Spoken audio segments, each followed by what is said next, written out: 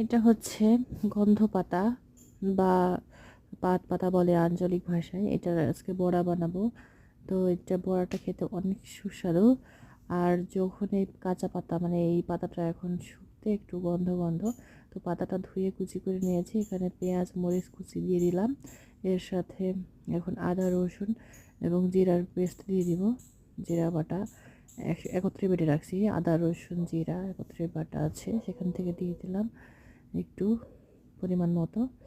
এরপর এখানে লবণ আর হলুদ দিয়ে সুন্দর করে ভালো করে মাখিয়ে নিয়ে তার সঙ্গে চালের আটা, এরপর বেসন আর দুটো ডিম দিয়ে দিব। ডিম ছাড়াও বড়া বানানো যায়, এমনিতে বেসন আর চালের আটা দিয়ে ভাজা যায়, অনেক স্বাদ লাগে। খুবই সুস্বাদু এই বড়াটা, খুবই ভালো লাগে।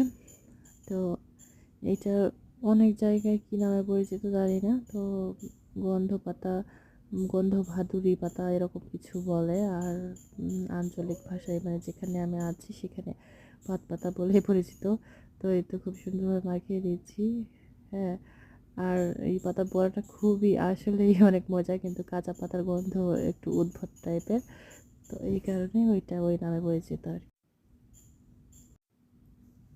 তো সবাই একবার হলেও খেয়ে দেখবেন এই বড়াটা, অনেক ভালো লাগে, অনেক মজার।